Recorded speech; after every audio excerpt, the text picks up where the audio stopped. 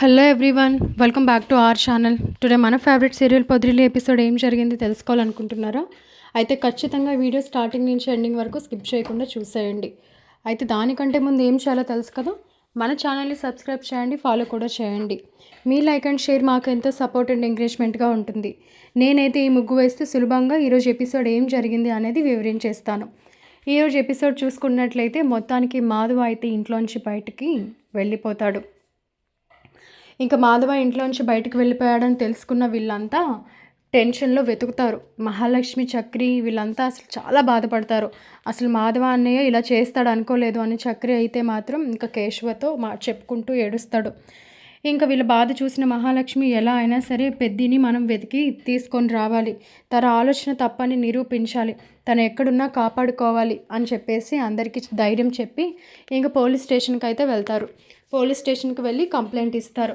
ఇలా మా అన్నయ్య కనిపించట్లేదు అని చెప్పేసరికి ఇంకా ఆ పోలీస్ అయితే కొంచెం ర్యాష్గా సరే అవునా, ఓకే అయితే బ్రతుకుంటే మీకు తెచ్చి అబ్జెప్తాంలండి అనేసరికి చక్రికి చాలా కోపం వస్తుంది. మనిషి అనుకుంటున్నాడా, ఇంకేమైనా అనుకుంటున్నారా మీరు? మనిషి ప్రాణం అంటే అంత నిర్లక్ష్యంగా ఉందా? కంప్లైంట్ ఇస్తాను మీ మీద. మర్యాదగా మా అన్నయ్యని ఎక్కడున్నా వెతికి తెచ్చారా? సరే అంతకు పోయి మీరు మా అన్నయ్య ప్రాణాలతో ఉంటే తెస్తాం, లేదంటే లేదు అని చెప్పేసి మాట్లాడతారా అని తనకున్న కోపాన్ని బయటపెడతాడు చక్రి. ఇంకా వెంటనే మహాలక్ష్మి వాళ్ళ చక్రిని ఆపి, సారీ సార్, కానీ మీరు అలా మాట్లాడి ఉండాల్సింది కాదు. ఒక మనిషి కనిపించట్లేదంటే ఒక కుటుంబం ఎంత టెన్షన్ పడుతుందో మీరు కూడా ఆలోచించి అర్థం చేసుకోవాలి కదా. మీ ఇంట్లోనే ఇలా జరిగితే మీరు ఇలానే మాట్లాడతారా అనేసరికి ఆ పోలీస్ అయితే మాత్రం తన తప్పు తాను తెలుసుకుంటాడు. క్షమించమ్మా, తప్పైపోయింది, తప్పకుండా మేము ఈ మనిషి ఎక్కడున్నా వెతికి మీకు చెప్తాము, సో మీరు నిశ్చింతగా వెళ్ళండి, మీ ప్రయత్నం మీరు కూడా చేయండి అని చెప్పేసి వాళ్ళనైతే ఇంటికి పంపిస్తారు. ఇంకా ఇంటికి పంపించేసరికి ఇంకా వీళ్ళకి ప్రూఫ్ కింద మాధవ రాసిన లెటరు అవన్నీ తెచ్చి పోలీసులకు ఇస్తారు. ఇచ్చేసరికి ఆ లెటర్ ఫస్ట్ చూసినప్పుడు మహాలక్ష్మికి అయితే ఆ టెన్షన్లో ఏం అర్థం కాదు, కానీ తర్వాత గుర్తొస్తుంది. అసలు లెటర్లో ఉన్న రైటింగ్ పెద్దిదైతే కాదు. నాకెందుకో అనుమానంగా ఉంది. పెద్ది అలా వెళ్ళిపోయే మనిషి అయితే కాదు. నాకెందుకో పెద్దిని ఎవరైనా కావాలని ఇబ్బంది పెట్టి ఇలా చేసి ఉండొచ్చు కదా. అంటే అన్నయ్యకి ఎవరితో తగాదా ఉంటుంది, అయినా అన్నయ్యని కిడ్నాప్ చేసి బాధ పెట్టాల్సిన అవసరం ఇంకెవరికైనా ఏముంటుంది మహాలక్ష్మి, కాబట్టి అలాంటి ఆలోచనలు ఏం పెట్టుకోకు అని చెప్పేసి చక్రి అంటాడు. అనేసరికి లేదు చక్రి గారు, నేను ఆ లెటర్ చూశాను, ఆ లెటర్లో ఉన్న రైటింగ్ పెద్దదైతే కాదు, ఎవరో ఇది కావాలనే చేశారు అనిపిస్తుంది. అంటే ఇన్ని రోజులు లేనిది ఇప్పుడే ఎందుకు చేస్తారు? నిన్న ఆ సిద్ధాంతి చెప్పడం వల్ల అన్నయ్య మనసు విరిచేసుకొని ఇలా లెటర్ రాసి ఇంట్లోంచి వెళ్ళిపోయి ఉంటాడు అని చెప్పేసి చక్రి అంటాడు. అనేసరికి ఇంకా ఈ లోపు అయితే మాత్రం తాయారు సిద్ధాంతిని కలవటానికి వెళ్తుంది. సిద్ధాంతిని కలవటానికి వెళ్ళి మొత్తానికి నేను చెప్పినట్టు మీరు చేశారు, ఇంకా నాకు చాలా సంతోషంగా ఉంది, కాబట్టి మీకు ఇవ్వాల్సిన డబ్బు కంటే ఇంకా కొంచెం ఇద్దామని వచ్చాను, ఎప్పుడైనా మీ అవసరం పడవచ్చు, కానీ ఖచ్చితంగా ఈ మాట మాత్రం వాళ్ళకి తెలియకూడదు అని చెప్పేసి ఆ సిద్ధాంతికి చెప్తుంది. సిద్ధాంతికి చెప్పి ఇంక అటునుంచి అటు వస్తూ ఇంకా చాలా సంతోషపడి ఇంకా ఇంటికి వచ్చి ఎప్పుడు లేనంతగా సంతోషంలో చాలా ఎక్కువ తింటూ ఉంటుంది తాయారు. ఏంటి మా అమ్మ అసలు మాధవ బావ కనిపించట్లేదు అని చెప్పేసి అందరం ఇంత టెన్షన్ పడుతుంటే మా అమ్మ మాత్రం చాలా రిలాక్స్గా ఉంది అని గాయత్రి అనుకుంటుంది. అనుకునేసరికి ఈవిడికి వాళ్ళు నాశనం అయిపోతే చాలా ఇష్టం కదా, ఇంకా వాళ్ళు బాధపడితే ఈవిడికి ఎక్కడ లేని ఆకలి కూడా వేసేస్తుంది, ఇక మా అమ్మ జీవితంలో మారదు అని చెప్పేసి గాయత్రి అనుకుంటుంది. అనుకునేసరికి ఇంక వెంటనే గాయత్రి అయితే మాత్రం వీళ్ళని కలవటానికి వస్తుంది. వచ్చి మాధవ బావ ఇలా చేస్తాడు అనుకోలేదు, అయినా సరే ఆ సిద్ధాంతి చెప్పిన మాటలు విని సిద్ధాంతి చెప్పిన అసలు నేనైతే ఎక్స్పెక్ట్ చేయలేదు బావ ఇలా చేస్తాడని అనేసరికి, సరే గాయత్రి ఏం చేస్తాం, ఇదంతా మన కర్మ అనుకోవాలి, అసలు మాధవ ఇలా వెళ్ళిపోతాడని నేను అనుకోలేదమ్మా అని చెప్పేసి నారాయణ అంటాడు. అసలు మీరైనా సరే తనకి ధైర్యం చెప్పాలి కదా, ఎంతసేపు ఇంట్లో ఉన్నాము తాగాము అన్నట్టుగా ఉంటారు మాయ మీరు అని చెప్పేసి గాయత్రి కోప్పడుతుంది. ఇంకా వెంటనే నారాయణ సైలెంట్ అయిపోయేసరికి, లేదు గాయత్రి, నాన్న కూడా చాలా బాధపడుతున్నాడు, ఏదో ఇంట్లో అందరం సరదాగా సంతోషంగా ఉన్నాం అనుకున్నారు కానీ ఇలా చేస్తాడని అనుకోలేదు కదమ్మా అని చెప్పేసి వీళ్ళంతా అయితే బాధపడుతూ ఉంటారు. చాలా రోజులు అవుతుంది, 4 రోజులు అయిపోతుంది, 5 రోజులు అవుతుంది, ఎంతకీ మాధవ జాడ తెలీదు. అయితే యాక్చువల్లీ గాయత్రికి అయితే మాత్రం ఎందుకో చిన్న డౌట్ వాళ్ళ అమ్మ మీదనే ఉంటుంది. అసలు వీళ్ళ ఇంట్లో ఇంత జరిగింది అంటే కనీసం వచ్చి మా అమ్మ ఎలా ఉన్నారు ఏంటి అని పరామర్శకు కూడా రాలేదు. ఈవిడేమో చాలా హ్యాపీగా ఉంటుంది. ఈ పోలీసులు ఏం చేస్తున్నారో, అసలు ఆ ఎంక్వైరీలో ఎవరు చేయించారు ఏంటి అనేది తెలిస్తే బాగుండేది. అసలు మాధవ బాబు వెళ్ళిపోయి ఉంటాడా, లేకపోతే ఏం జరుగుంటుంది అని చెప్పేసి గాయత్రి ఆలోచిస్తూ ఉంటుంది. ఇంకా మహాలక్ష్మి, చక్రి అయితే వీళ్ళెవరూ అసలు మనుషుల్లా ఉండరు. మాధవాన్ని గుర్తు చేసుకొని ఏడుస్తూ బాధపడుతూ ఉంటారు. ఇంకా మహాలక్ష్మి అయితే అనవసరంగా ఇదంతా నా వల్లనే జరిగింది, నేను ఆ పెళ్లి మ్యాటర్ ఎత్తకుండా ఉండుంటే కనీసం పెద్ది మనందరితో కలిసి అయినా ఉండేవాడు, ఇలా జరిగేది కాదు అని చెప్పేసి బాధపడుతూ ఉంటుంది. ఇంక వెంటనే చక్రి అయితే ధైర్యం చెప్తాడు. అలా అనుకోకండి మహాలక్ష్మి గారు, ఎప్పుడు ఏది జరగాలో ఆ భగవంతుడు రాత, మనమేం చేస్తామో. అయినా అన్నయ్యకి కనీసం ఆలోచన ఉండాలి కదా, ఎక్కడుంటున్నాడో, ఏం చేస్తున్నాడో, ఎలా ఉంటున్నాడో నాకేం తోచట్లేదు. అన్నయ్య లేని జీవితాన్ని మేమెవరూ ఊహించుకోలేము. ఆ కన్నా చూడు చిన్న పిల్లాడిలా ఏడుస్తున్నాడు అన్నయ్య కావాలని. అసలు నాకేం అర్థం కావట్లేదు మహాలక్ష్మి గారు అని చక్రి కూడా చాలా ఎమోషనల్ అవుతాడు. మహాలక్ష్మి చక్రిని ఎప్పుడూ అలా చూడలేదు. కానీ ఎవరికున్న బాధ వాళ్ళకు ఉంది. ఇంక ఏం చేస్తారు. కేశవ అయితే మాత్రం ఇంకా శైలుకి చెప్పుకొని బాధపడతాడు. అన్నయ్య ఇలా వెళ్ళిపోతాడు అనుకోలేదు, అన్నయ్య జీవితం బాగుపడుతుంది, అన్నయ్యకి ఒక తోడు ఉంటుందని చెప్పి మేమందరం అనుకున్నాం. కానీ ఆ సిద్ధాంతి చెప్పిన మాటలు మనసులో పెట్టుకొని ఇలా మా అందరినీ బాధ పెట్టి ఇలా ఇంట్లోంచి వెళ్ళిపోవాలనుకుంటాడు అనుకోలేదు బుస్సు. కానీ ఇప్పటికైనా వచ్చేస్తే బాగుండు అని చెప్పేసి వీళ్ళంతా బాధపడతారు. ఇంకా నారాయణ అయితే మాత్రం తెలిసిందే కదా, బాధలో ఉన్నా సంతోషంలో ఉన్నా ఆ మందు మాత్రం తగ్గదు. ఇంకా ఫుల్గా తాగేసి వచ్చి ఇంకో ఇంట్లో రచ్చరచ్చ చేస్తాడు. ఈ పెద్దికి పెళ్లి చేయాలన్న ఆలోచన నీదే మహాలక్ష్మి, నువ్వు చేయటం వల్లనే ఇదంతా ఇలా అయింది అనేసరికి ఇంక వెంటనే చక్రి తాగేసి వచ్చింది కాక ఇంక తినని అంటావా, తనేం చేసింది, నువ్వు చేయలేని పని తను చేయాలనుకుంది. నీకు ఎలాగో మా జీవితాలు బాగుపడడం ఎలాగో రాదు కదా, తను ఒక బాధ్యత తీసుకొని చేసింది, మీరేం పట్టించుకోకండి మహాలక్ష్మి గారు, మా నాన్న అలానే మాట్లాడతాడు అని చెప్పేసి ఇటు మహాకి ధైర్యం చెప్తూ అటు నారాయణని కసురుకుంటాడు చక్రి. ఇంకా ఈలోపు మహా అయితే అనుకుంటుంది, లేదు చక్రి గారు, మీ నాన్నగారు చెప్పింది నిజమే, నా వల్లనే అనవసరంగా ఇది ఇంతవరకు వచ్చింది. పెద్దికి ఏదో రోజు తనకు రాసి పెట్టుంటే ఎలాగోలా పెళ్లి జరిగేది, అనవసరంగా తనకి పెళ్లి చేసే ప్రయత్నాన్ని పెట్టుకొని మనమే లేని రిస్క్ని తీసుకొని వచ్చి తన మనసు నొచ్చుకునేలాగా చేశాము అంటే అలా ఎందుకు అనుకుంటారు మహాలక్ష్మి గారు, ఆ సిద్ధాంతి ఇలా చెప్తాడని మనం ఏమైనా అనుకున్నామా, అయినా ఆడికేమైనా మనం డబ్బులు ఇచ్చి చెప్పమన్నామా, ఆయనకేదో తోచింది ఆయన చెప్పాడు, అది ఎంతవరకు వాస్తవం కాదు అనుకొని అన్నయ్య గ్రహించాలి, అన్నయ్య అందరికీ ధైర్యం చెప్పేవాడు, అన్నయ్య ఇలా చేస్తాడని అస్సలు అనుకోలేదు అని చెప్పేసి కేశవ కూడా బాధపడతాడు. ఇంక ఇలాగూ వీళ్ళు మాట్లాడుకుంటూ ఉండేసరికి పోలీసుల నుంచి అయితే కాల్ వస్తుంది. పోలీసుల నుంచి కాల్ వచ్చి ఈ షర్టు మీ అన్నయ్యదేనా అని చెప్పేసి చూపిస్తారు.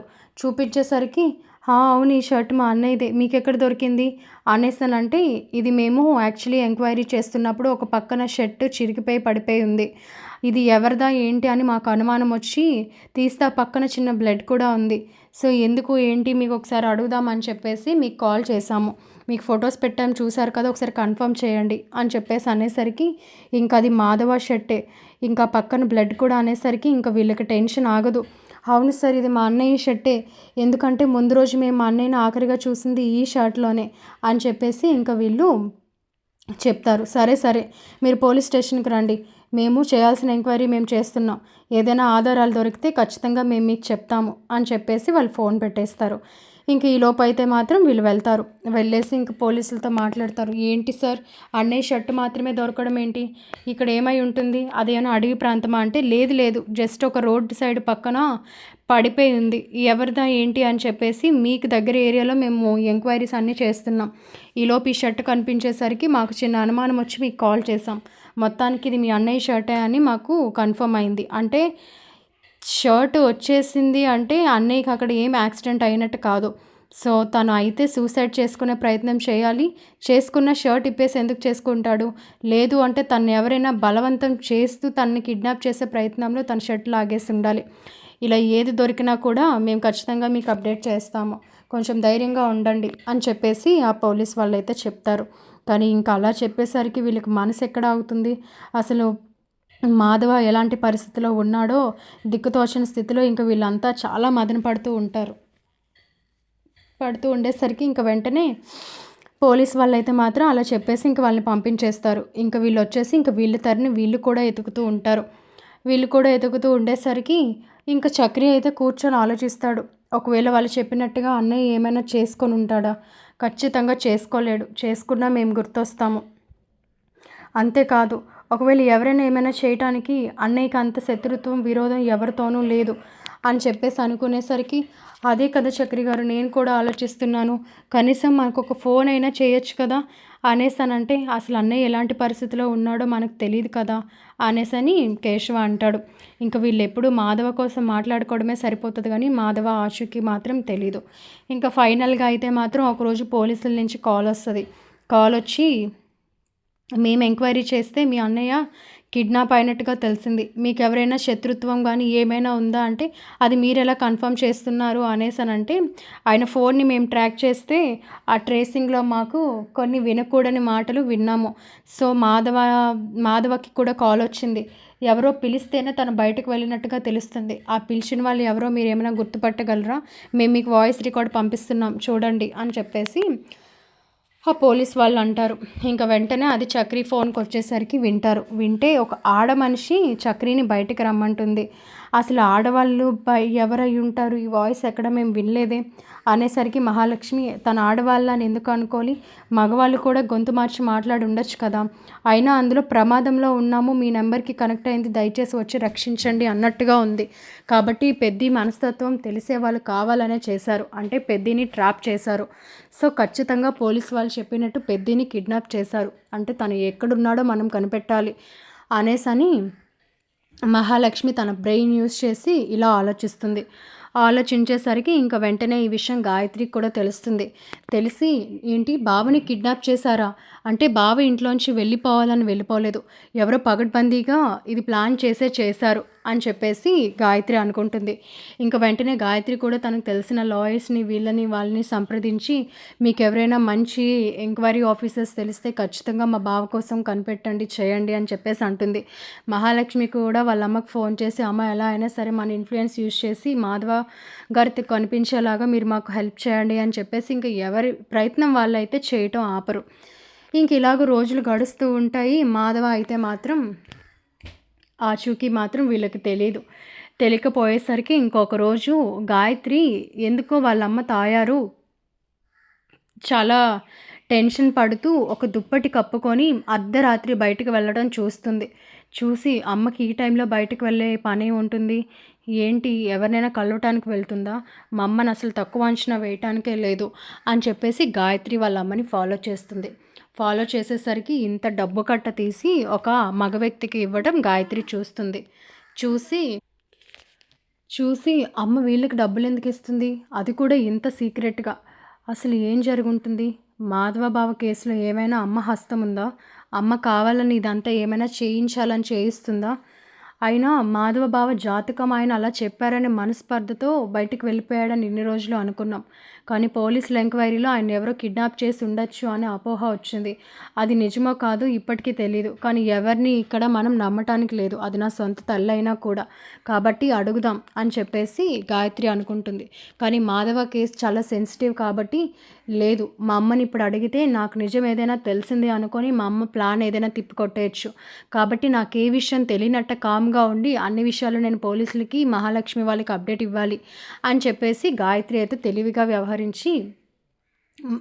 మాధవ విషయంలో మాట్లాడాలి అని చెప్పేసి మహాలక్ష్మికి కాల్ చేసేసరికి మహాలక్ష్మి చెప్పు గాయత్రి అనేసరికి ఎందుకో అమ్మ నైట్ టైం దుప్పటి కప్పుకొని అది కూడా చాలా క్యాష్ చేతిని పట్టుకొని ఒక వ్యక్తికి ఇవ్వగా నేను చూశాను, ఆవిడ ఎందుకు ఇస్తుందో ఏం చేస్తుందో నాకు తెలీదు, ప్రశ్నిద్దాము అంటే ఒకవేళ బావ విషయంలో అమ్మ హస్తం ఏమైనా ఉందేమో అన్న చిన్న అనుమానం నాకుంది, ఒకవేళ నాకు విషయం తెలుసు అనుకుంటే ఆవిడ చేసిన పని మార్చేయచ్చు, కాబట్టి ఏం చేయాలని సలహా తీసుకోవడానికి నీకు కాల్ చేశాను మహాలక్ష్మి అని గాయత్రి అంటుంది. ఇంకా గాయత్రి మాటలు విన్న మహాలక్ష్మికి ఎందుకో తాయారు పైన చాలా డౌట్ వచ్చేస్తుంది. ఎందుకో అంటే వీళ్ళందరికీ బాగా తెలుసు తాయారుకి వీళ్ళ కుటుంబం అంటే నచ్చదు, అందులోనే గాయత్రిని మాధవ ఇష్టపడ్డాడు కాబట్టి మాధవ పైన ఆమెకి ఎక్కడా లేని పగుందని విషయం కూడా తెలుసు, కానీ ఇంత దారుణానికి ఒడిగడుతుందని అనుకోరు కానీ ఎందుకైనా మంచిదే అని చెప్పేసి పోలీసుల దగ్గరికి వెళ్ళి వాళ్ళైతే మాత్రం విషయాన్ని చెప్తారు. ఇలాగ ఎవరో కాదు వాళ్ళ అమ్మాయే చూసింది. తను డబ్బులు ఇవ్వగా కనిపెట్టింది. దాని వెనకతలున్న కారణం ఏంటి అనేది మీరే కనుక్కోవాలి అని చెప్పేసరికి వీళ్ళు మొత్తానికి ఆ నైట్ ఆ ఏరియాలో ఉన్న సీసీ ఫుటేజ్ తీయించి మొత్తానికి ఎవరికైతే డబ్బులు ఇచ్చిందో వాడిని ఆ పోలీసులు పట్టుకుంటారు. పట్టుకొని ఇంక ఫుల్గా చితకబాదుతారు. చితకబాది చెప్పు, ఎవరు నీకు డబ్బులు ఇచ్చారు, అసలు డబ్బులు తీసుకోవాల్సిన అవసరం నీకేంటి, మర్యాదగా నిజం చెప్తే సరిపోతుంది, లేదు అంటే ఇంకా జీవితంలో జైల్లోంచి బయటకు రావు అని చెప్పేసి ఇంకా చాలా బెదిరించేసరికి వాడు ఫైనల్గా అయితే మాత్రం మాధవాన్ని కిడ్నాప్ చేసింది వాళ్ళ గ్రూపే అనే విషయం చెప్పేస్తాడు. ఎక్కడుంచారు ఏంటి విషయం కూడా చెప్పేస్తారు. ఫైనల్గా పోలీసుల ఎంక్వైరీలో మాధవ కిడ్నాప్ కన్ఫర్మ్ అయింది అని చెప్పేసి వీళ్ళకి విషయాన్ని తెలియజేస్తారు. ఇంకా చక్రికి కాల్ చేసి మేము అనుమానించింది నిజమే, నిజంగానే మీ అన్నయ్యని కిడ్నాప్ చేశారు అని చెప్పేసి చెప్తారు. చెప్పేసరికి ఇంక వీళ్ళు వెంటనే తెల్లవారితే ఆల్రెడీ అర్ధరాత్రి కాబట్టి వీళ్ళు వెళ్ళలేక మార్నింగే పోలీస్ స్టేషన్కి వెళ్తారు. వెళ్ళేసరికి ఇంకా ఆ విక్టిమ్ని తీసుకొని ఇంకా పోలీసులు వీళ్ళని వెంట పెట్టుకొని మాధవాన్ని చూపించమని అడుగుతారు. ఇంకా మొత్తానికి వాడు చేసేది ఏం లేక వెళ్ళి మాధవ ఉన్న ఆ గోడౌన్ చూపిస్తారు. మాధవాన్ని ఒక గోడౌన్లో కిడ్నాప్ చేసి ఉంచేస్తారన్నమాట. మాధవాన్ని దూరం నుంచి చూస్తారు వీళ్ళు. చూసేసరికి అక్కడ రౌడీలు తాగుతూ తింటూ ఎంజాయ్ చేస్తూ ఉంటారు. పాపం మాధవ అయితే మాత్రం స్పృహ తప్పిపోయి కట్టించేసుకొని ఉంటాడు. ఒక కుర్చీలో మాధవాన్ని అలాంటి పరిస్థితుల్లో చూసిన వీళ్ళందరికీ చాలా బాధ అనిపిస్తుంది. ఇంకా వెంటనే పోలీసులు వచ్చారని తెలుసుకొని వీళ్ళంతా పారిపోయే ప్రయత్నం చేస్తారు అక్కడున్న రౌడీలు. ఇంకా వెంటనే ఆ పోలీస్ స్టాఫ్ అంతా వాళ్ళని పట్టుకొని మీకు చెప్పండి ఎవరు ఇదంతా చేయించారు ఏంటి అనేసరికి ఇంకా వాళ్ళకి ఫుల్గా కొట్టేసరికి ఇంక ఈలోపు వీళ్ళంతా వెళ్ళి మాధవకి కట్లు విప్పి మాధవకి మొహం మీద నీళ్ళు చల్లి మాధవని అయితే మొత్తానికి సేవ్ చేసి తీసుకొని వచ్చేసరికి ఇంకా వెంటనే పోలీసులు అయితే మాత్రం వాళ్ళని గట్టిగా కొట్టి బెదిరించి అడిగేసరికి ఇంకా వాళ్ళ తాయారు పేరు బయట పెడతారు. అందరి ముందు తాయారు గుట్టు బయటపడిపోతుంది. మాకు ఎవరో తెలియదు, ఆడావిడ డబ్బిచ్చి ఇదంతా చేయించమంది అంటే అసలు ఎప్పుడు కిడ్నాప్ చేశారు, ఏంటి చేశారు, ఎలా అని చెప్పేసి వీళ్ళంతా వివరాలు అడిగితే ఆయన ఏదో పని మీదుగా వెళ్తుంటే మేమైతే ఈలోపే ఫోన్ చేసి ఆడవ్యక్తి గొంతులో కాల్ చేసి ఇలా ఆపదలో ఉన్నా మీరు రావాలి అని చెప్పేసి చెప్పాము. సో ఆయన నిజంగానే ఒక ఆడావిడ ఎవరో ఆపదలో ఉన్నారు, రక్షించాలి, ఆటోమేటిక్గా ఫోన్ నాకు కనెక్ట్ అయింది అనుకొని ఆయన నమ్మి బయటకు వచ్చేసరికి ఇంక వెంటనే మేము మొత్తం మంది ఆయన మీద చల్లి ఆయన కిడ్నాప్ చేసేసాం. ఆయన కిడ్నాప్ చేయటం వరకే తెలుసు. కాకపోతే ఇదంతా ఆవిడ ఎందుకు చేయించారు ఏంటి అనే వివరాలు మాకు తెలీదు. ఆవిడ పేరైతే తాయారు, ఇదిగోండి అని చెప్పేసి ఆవిడ ఫోటో ఆ గ్రూప్ హెడ్ ఆ కిడ్నాపర్ చూపిస్తాడనమాట. చూపించేసరికి ఇంకా తాయారు ఫోటో చూడగానే వీళ్ళంతా షాక్. అసలు ఇంత చేయించాల్సిన అవసరం దీనికి ఏముంది, ఇంకా చూసి మా అబ్బాయిని చంపేద్దామని కూడా చూసి ఉంటుంది ఇది, దీన్ని వదిలేదే లేదు అని చెప్పేసి ఇంకా వెంటనే నారాయణ అయితే మాత్రం చాలా కోప్పడతాడు. ఇంకా గాయత్రి అయితే తట్టుకోలేకపోతుంది. అసలు నిజంగానే అనుమానించినట్టు మా అమ్మాయి ఇదంతా చేయించిందా అని చెప్పేసి ఇంకా వెంటనే పోలీసులను తీసుకొని ఇంటికి వెళ్ళి మహాలక్ష్మి చక్రి వీళ్ళందరి సమక్షంలో మొత్తానికి గాయత్రిని అసహ్యపడుతుంది. గాయత్రి ఏమో తాయారిని అసహ్యపడుతుంది. అసలు నువ్వు తల్లివేనా, ఇంత పగేంటి నీకు, మొత్తానికి బావని కిడ్నాప్ చేయిస్తావా, అసలు నీకు అంత అవసరం ఏంటి అనేసరికి ఇంకా మొత్తానికి ఎలాగో తను చేయించిందనే విషయం బయటపడింది కాబట్టి ఇంకా తన మనసులో ఉక్రోషం ఆపుకోలేక చేయించక ఏం చేస్తాం, నువ్వు ఆస్ట్రేలియా నుంచి వచ్చి బావా అని చెప్పి జపం చేయకుండా మానలేదు, మరి ఏదో ఒకటి చేయాలి కదా, వాడుంటే నువ్వు వాడితో వెళ్ళిపోతావు, నా కుటుంబ పరువు తీసేస్తావు, నేను కాపాడుకునే ప్రయత్నంలోనే ఆ సిద్ధాంతికి డబ్బులు ఇచ్చి అలా చెప్పించి మాధవ మనసు విరిగిపోయేలా చేశాను, ఇంక ఎలాగో తను కిడ్నాప్ చేస్తే తను ఇంట్లోంచి వెళ్ళిపోతాడని మీరంతా అనుకుంటారనే భ్రమలోనే ఇదంతా చేయించాను, కానీ ఎంత ఇదిగా దొరికిపోతానని అనుకోలేదు, ఏది ఏమైనా ఆ మాధవాన్ని వదిలే ప్రసక్తే లేదు అని చెప్పేసి తాగిన దానిలాగా తాయారు అయితే మాత్రం నిజమంతా కోపంలో బయటకు కక్కేస్తుంది. ఇంకా మాటలు విన్న గాయత్రి ఇంకా వెంటనే తాయారుని అసలు నువ్వు నా తల్లివని చెప్పుకోవడానికి నాకు సిగ్గేస్తుంది, సిగ్గుండాలి ఇలాంటి పనులు చేయాలంటే, నువ్వు ఒక ఆడదానివేనా, పోయి నీ సొంత మేనల్లుని ఎంత హింసిస్తావా, ఎంత నరకం చూసుంటారు వీళ్ళంతా ఇన్ని రోజులునా, ఆయన్ని కనీసం తల్లిగా కూడా నీ మనసు కరగలేదు, ఒక ఆడదానిగా కూడా నువ్వు స్పందించలేదు, అసలు నిన్ను ఏం చేసినా తప్పులేదు, నువ్వు ఆ రోజు నీ మాట వినకుండా ఆ రోజే నేను తెగించి మాధవ బావతో తాళి కట్టించుకుంటే ఈరోజు నువ్వు ఏం చేసేదానివో, అర్జెంటుగా నా కళ్ళు ముంచి మా అమ్మని తీసుకువెళ్ళిపోండి, తిని చేసిన పనికి శిక్ష పడాలి అని చెప్పేసి మొత్తానికి గాయత్రి అయితే పోలీసుల హెల్ప్తో తన తెలివితేటలు ఉపయోగించి తన తల్లి తాయారి ఇదంతా చేయించి మాధవాన్ని కిడ్నాప్ చేయించిందనే విషయాన్ని బయట పెడుతుంది. ఇంకా మొత్తానికి వీళ్ళందరూ అయితే మాధవాన్ని రక్షించుకోగలుగుతారు. ఇంకా మాధవ అయితే ఇంటికి సేఫ్గా చేరుతాడు. ఇంకా చక్రి, మహాలక్ష్మి, కేశవ, నారాయణ, కన్నా వీళ్ళంతా చాలా రిలాక్స్ అయ్యి గాయత్రికి థ్యాంక్స్ చెప్తారు. నువ్వు లేకపోతే ఈరోజు మేము మాధవాని ఇలా చూసేవాళ్ళం కాదు గాయత్రి అని చక్రి వీళ్ళంతా ఎమోషనల్ అయ్యి మాట్లాడతారు. నాదేం లేదు, నిజం మీ వైపు ఉంది. మా అమ్మ చాలా తప్పు చేసింది. అసలు మీ ముందు నా మొహం చూపించుకోవడానికే నాకు చెల్లట్లేదు. మీ విషయంలో తనకింత పగ ఎందుకో తెలీదు. అనవసరంగా ఇన్ని రోజులు బావని ఎంత ఇబ్బంది పెట్టిందో. భగవంతుడి దయ వల్ల బావ మనకు దొరికాడు, అదే చాలు అని చెప్పేసి మొత్తానికి గాయత్రి అయితే అందరి ముందు తన అమ్మ చేసిన తాయారు తప్పుని బయట పెట్టి మొత్తానికి మాధవాన్ని సేఫ్గా అయితే వీళ్ళు తొలగించుకునేలాగా చేస్తుంది. ఇది జరిగిన విషయం. మరికొన్ని ఇంట్రెస్టింగ్ ట్విస్ట్ ఎపిసోడ్స్ తెలుసుకోవాలనుకుంటే ఖచ్చితంగా మన ఛానల్ని సబ్స్క్రైబ్ చేయండి, ఫాలో చేయండి. పైన కనిపిస్తున్న బెల్ ఐకాన్పై ఆల్ ట్యాప్ చేస్తే మేము పోస్ట్ చేసే ప్రతి వీడియో మీకు నోటిఫికేషన్ ద్వారా వస్తుంది. కాబట్టి మీరు ఈజీగా వాచ్ చేయొచ్చు. ఇలాంటి మరికొన్ని ఇంట్రెస్టింగ్ ట్విస్ట్ ఎపిసోడ్స్ చూడడం కోసం ఖచ్చితంగా డైలీ మన ఛానల్ని అయితే ఫాలో చేస్తూ సబ్స్క్రైబ్ కూడా చేయండి. మమ్మల్ని ఎంతో ఎంకరేజ్ చేసి మీ సపోర్ట్ మాకు ఇవ్వండి. కామెంట్ కూడా చేయండి friends. Thank you so much.